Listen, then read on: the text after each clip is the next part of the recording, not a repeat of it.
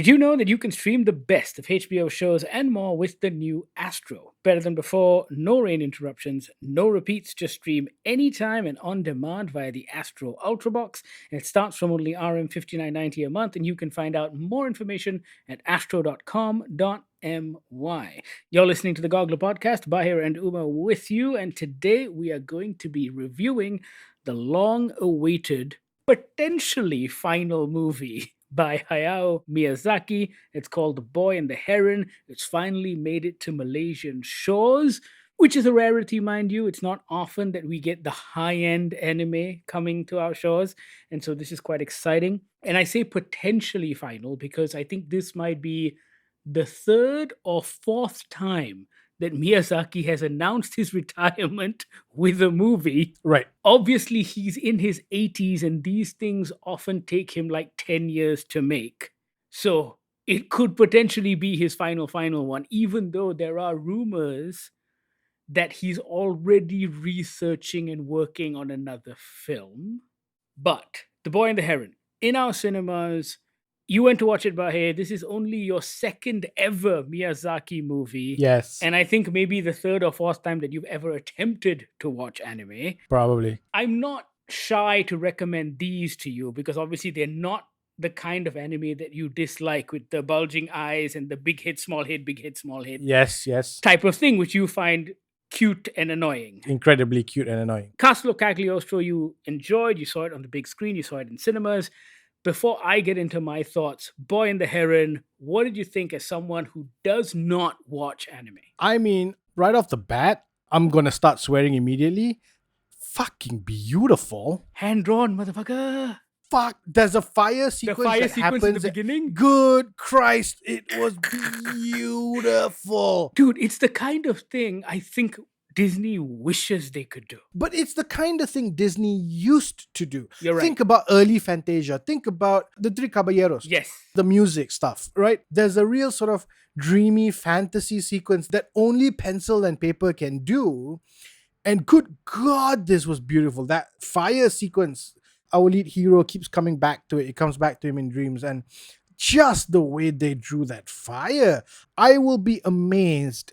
Although I won't be surprised, but I will be amazed if they didn't have any computer work in this. There were bits of it that felt like there was some, I wouldn't say elements, but it was processed in CG potentially. I don't know. I could very easily be wrong, and I'm more than happy to be wrong in this instance. But good God, there were a lot of really beautiful sequences in this thing. What a way to open it, right? Just baller. Every time I watch one of his movies, man, and like when you think of something like Spirited Away, for example, or even The Boy and the Heron, even Castle of Cagliostro, I'm always amazed at the storytelling decisions. Like this movie begins with this crisis. There's a fire. Our young hero's mom is working at a hospital, and the father rushes out. He follows. And within the first 5 minutes, you learn that the mom dies tragically. And it's this beautiful artistic death, right? It's not even morbid. She becomes one with the fire as she says goodbye to her son. Yeah. This is still supposed to appeal to children. And yet, Miyazaki does not pull his punches at all. You know why? Because it's for Japanese children. These are children that would walk 10 minutes to go buy groceries when they're 2 or 3 or whatever it is, right? That is true. There are no punches being pulled here. There's no real cover for sensitivities of the young mind. There's no talking down to them. This isn't an easy movie to watch. Like, it opens with that sequence and then immediately says, in dialogue, my mother died when I was 5, I think he says. And then 2 years into the war, we moved to go to the new town. And you go like, boom, you're there. There's no come up from the fire. It's just, we're going. And I think that is, again, very adult filmmaking. Yeah. You know? And in fact, like I saw a headline before I watched this movie about how some Western audiences were finding this movie a little hard to watch because they felt it was jumpy. And after watching it, I realized it's not jumpy. It's just adult filmmaking. You pay attention to the dialogue, you pay attention to the story, you know why we're here now. And if you're surprised about why we're here, it's okay 3 minutes later, you find out it's a dream sequence and you go back to the beginning. You have to pay attention. It's a movie. There's no hand holding at all. That's why. No hand holding. American audiences are used to a lot of hand holding because Yes. even when you think about the plot of The Boy and the Heron, if you Yeah. try to explain the plot to someone, it's actually a paper thin plot Mm. because it's a very simple idea that you can put down in maybe one or two sentences. But Yeah. it's the way these characters are kind of strung together and all of the metaphor and symbolism that actually makes it work because you're following these characters as opposed to the story. Yeah. And Miyazaki has always done that very well. Like, you love the classic Disney stuff, which is why I think you should watch Ponyo, which is probably his most child friendly show, but it is also rooted in great animation and fantastic music. So there are all of these dream musical sequences, underwater sequences, which are absolutely Right. beautiful. And yet again, razor thin plot, but it's show don't tell. It's how these characters grow and evolve, and that's what you're following throughout. Like, for me, what blows me away, of course, is the way Miyazaki works. Like, this is based on a book called How Do You Live, which was a book, pamphlet, brochure written as a guide to young people in Japan. He's taken this idea of the book because it's not the story of the book, it's that the Yeah. book features in his story, and it's almost how that book would influence our protagonist. Yes. So it's Yep. truly inspired by as opposed to based on. And I think that's a really clever way to adapt something and tell a story. I think you'd have to be a real storyteller at heart to be able to do that. Because it's not just a, like you said, it's not just a plot A to plot B to plot C to resolution kind of story, right? As I left the hall, I wasn't sure if I liked this movie. I don't mean that in a I didn't like this movie. In a I'm not sure if I'm smart enough or sensitive enough to notice this movie. Because there were scenes, again, the scenes were beautiful, and then there's this talking heron that vomits up a man, and I'm just like, maybe I don't get it. And then suddenly they go through a doorway, and then I'm like, maybe I don't get it. There were moments throughout this movie I felt like, did I fall asleep? Am I missing jumps here? And again, it's you just pay attention and you keep up and you get it. Like, I understood how our protagonist gets from the beginning of the movie to the end of the movie, but I wasn't swept away by it. It didn't pull me along. And I think it's like you said, the plot isn't difficult to follow. The plot is very straightforward. It's very simple. I'm still under the Western media influence of plot driving story and all that stuff. So I loved a lot of those shots, and I'm glad I saw it in the cinema. But for me, I'm not sure if this goes on my top 10 list for the year. Only because I didn't feel it. It didn't affect me. I wasn't moved by it. One of our writers, Amelia Chen, felt similar to you in that Okay. she liked the movie, but it didn't move her as much as some of Miyazaki's other films. I think I was particularly moved by the film because of the messaging and what Miyazaki was almost saying about himself, Mm. because it felt like here was this old man talking about his own crumbling kingdom and searching for a successor. And it felt like young Mahito was almost the surrogate slash successor he never had. I mean, Miyazaki can be a bit of a grouch. This is a man who walked out of his own son's movie, also produced by Studio Ghibli, because he went, oh, it's so boring. Wow. So he gives no shit. This is like the Japanese version of Ridley Scott. So when I watched this movie, I was like, oh shit. Like, he's really reflecting on his legacy based on the way this film plays out. Hearing you talk about it, I'm like, oh, okay, yeah, I see that. But I don't know anything about Miyazaki other than maybe what he looks like. But I don't think you need to know anything about Miyazaki to enjoy the film, because I think it's a visual I treat. agree. Yes, And I agree. think Yeah. there is so much cultural nuance in the film that you can get lost in. And I think that's the thing I love most about the Miyazaki movies, in that you really get lost in the world, whether it's a Yeah. medieval fantasy world or wartime Japan. There are all these small moments in the movie, like when him and his stepmother are going to the house for the first time and they stop and get out of the rickshaw to bow to the people who've been conscripted into the army. Like nothing is said, nothing is explained, but you kind of understand what is happening at that point, right? In that show of respect. Even the father's job, he's clearly a war industrialist building aeroplanes for the war, but it's never spelt out. All you see is people bringing cockpit glass to Yeah. leave in their house, Yeah. and that's all. But there is so much weight to that. I'm not even convinced that that was their house. It felt like maybe it was a temple or something because they go in the front, but then they go around the back, and then suddenly there's an actual house, like an actual Western style house that they live in. I don't know. I thought it was like the corporate home, you know. So they've got the big Maybe. hall there, and then the house, the And residences the houses are are at in the the back. back. The kitchen is Yeah. on one side. Yeah, that's true. That's true. That's possible. Yeah, yeah. I really liked all of that. I liked the little bits of. I like the little bits of the world that this movie provided to me.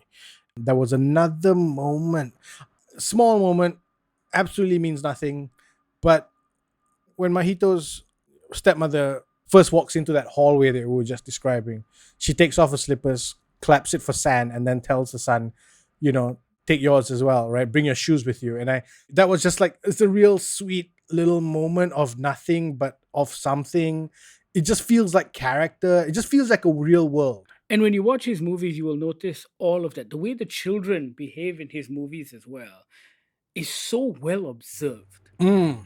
Even the way Mahito runs up the stairs is how we used to do it, right? We're going so fast, we need to be on Yeah. all fours Yes. because we're Yeah. like falling over almost. The same thing happens in the beginning when he's rushing out to try and save his mother. He rushes out in his clogs, and then he like And then he comes turns back in and back changes. and then Yeah. changes and then rushes out again. And it's all of that movement, which is so beautifully animated. And you're right, it feels real. It's not just the movement. I found myself most in awe when there was no movement, when there was the quiet of it all, right? He and his artists are obviously very accomplished. So they didn't need to show off in every fucking shot. Yeah. There was a bit where there's a Datsun that drives up to the school. It's a simple, basic shot as it just sort of rumbles up on this dirt road. And it's all of these little small moments that feel like moving photographs. And I love those, right? The bit towards the middle when they're walking through the ocean world or the dream world and there's grass everywhere, or when they're walking towards the end and there's stone on the ground, you almost feel the stone under your feet. I don't know why, but there's a real sort of, it's not realism, but you get it. And I think all of those really wrap up nicely. But then again, this movie does these weird things of like the thing about the wara wara. Yes. I swear to God, I thought I fell asleep. I felt like I woke up and then suddenly there were these wara wara around. I'm like, wait, what are we talking about? Who are these guys? What's going on? And then suddenly the pelicans show up. Wait, what is going on right now? And I felt like that throughout the movie, right? Suddenly there are these giant parakeets. Cute, adorable, with knives, they can cook. I love it. But what? And like I get the dialogue, I get what it's being said, but I think that comes with shifting your mindset into an anime state of mind. So I think the more movies you watch, even if it's just Miyazaki movies, sure. it Yeah. becomes a lot more acceptable. And I say that because I think there's this weird thing about, I don't know if it's just anime movies, but maybe even Miyazaki stuff. But if you look at The Boy and the Heron, there is fantasy, there is reality with regards to the war stuff. There's also science fiction and there's supernatural. Mm. And yet, all of it feels incredibly seamless. When the science fiction Yeah. element comes in, it doesn't feel out of place. It just feels like part of that story that is being told. Yeah. I think that's Yeah. very interesting in that, one, the movie isn't classified in any specific way. And yet, the audiences who watch it are completely accepting of this story. The best way I can describe why that works is because there isn't a gear change when suddenly you find out maybe it's aliens. Right. Yes. I'm not saying it's aliens. I'm just pulling Giving an words out of example, my but butt. yeah. But yeah. But It isn't like, oh my god, we stop, we now change directions to chasing aliens. Oh my god, stop, we change directions because suddenly we're doing a musical. And I think that's the difference, right? This film, I'm not gonna quote Miyazaki films because I've only seen two, but this one doesn't ever feel like they have to stop to do something else. It's oh, is this thing? Okay, cool. You want to see it as science fiction? That's fine. You want to see it as magic realism? That's fine. It doesn't matter because this is the world. I had to stop myself from asking a very fundamental question in my brain very early on in this film. Why is Mahito not freaked out by this fucking heron? Right. Right? And I think it's that question. It's that question we never asked about Nobita and Doraemon. Yeah. It wasn't until much later did people decide they needed to tell the prequel story of how Nobita and Doraemon met. In the early days when we were watching it as cartoons, it didn't matter. But also, I think that speaks to an understanding of childlike wonder. In that, I think if we were 5 or 6 or 7 years old and we encountered that in our real life, we would be less freaked out than our grown up selves. Because we're trying to logic it. We're trying to logic it as grown ups. I had to stop myself from asking. I had to stop going, wait, why did he pick up that wooden katana to try and take out the heron? But also, it's very clear that the environment that they're in is accepting of that magical realism, because even the old ladies in the kitchen are like, yes, this is a very strange place. Lots of weird things happen all the time. Like, they're so used to it. Also, can we talk about those old ladies? They're great, right?